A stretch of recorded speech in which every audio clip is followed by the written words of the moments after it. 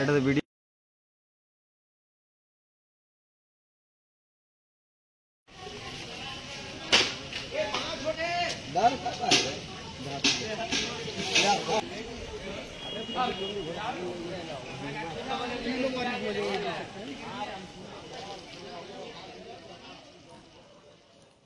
রানীগঞ্জের প্রসিদ্ধ স্বর্ণ ব্যবসায়ী প্রদীপ কুমার নন্দীর বাগান বাড়ির চারপাশে আগুন লাগার ঘটনাকে ঘিরে চাঞ্চল্য ছড়ালো রানীগঞ্জের কোমরবাজার এলাকায়।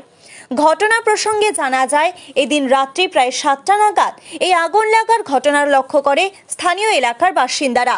পরে তার পরিবারের সদস্যরা বিষয়টি বাড়ির অন্য সকল সদস্যদের জানালে তারা পুলিশে খবর দিলে ঘটনাস্থলে দমকল বিভাগের একটি ইঞ্জিন পৌঁছে দ্রুত আগুন নেভাতে তৎপর হয়। এ সময় একটা বিস্তীর্ণ অংশ জুড়ে আগুন লেগে রয়েছে এলাকায়। দমকলের ইঞ্জিন ঘটনাস্থলে পৌঁছতে প্রচেষ্টা চালাচ্ছে।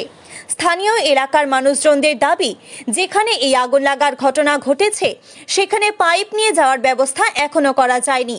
আর দমকল বিভাগের যে ইঞ্জিন সেখানে এসে পৌঁছেছে সেটা খুবই ছোট থাকায় ও অলিগলির রাস্তা ধরে সেই স্থানে না পৌঁছানোয় আগুন ক্রমশ বেড়েই চলেছে। সংলগ্ন অংশেই বেশ কিছু ঘন জনবসতি রয়েছে। সেই জনবসতির দিকে আগুন চলে গেলে তা আরও ভয়াবহ হতে পারে বলেই দাবি। বাড়ির সদস্যরা জানান, আগুন লাগার বিষয়টা নিয়ে রহস্য রয়েছে। কিভাবে সেখানে আগুন এত দ্রুত ছড়িয়ে পড়ল তা নিয়ে সন্দেহ রয়েছে তাদের। হয়েছে ব্যাপারটা, আমরা দুপুরে যেরকম ঘুমোই সবাই রেস্ট নিচ্ছিলাম, হঠাৎ করে আমার ননদের পাশের বাড়ি আছে, ও টিউশন পড়াচ্ছিল, ওখানে অনেক বাচ্চা এসে বলছে যে ম্যাম আপনাদের বাড়ির ওখানে পড়াচ্ছিল বাচ্চা, ছোট ছোট বাচ্চাদেরও একটু পড়াশোনা শেখায়, ওটা হবি।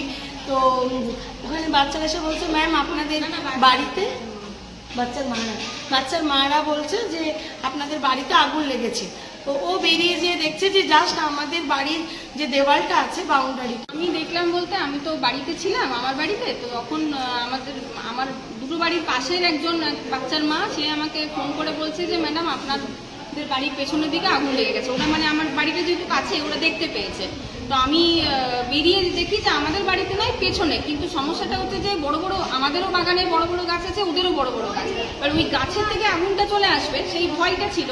সেজন্য ইমিডিয়েট এখানে খবর দিই, তারপরে এখান থেকে মানে বাবা দাদা সব ফায়ার ব্রিগেডকে খবর দেয়।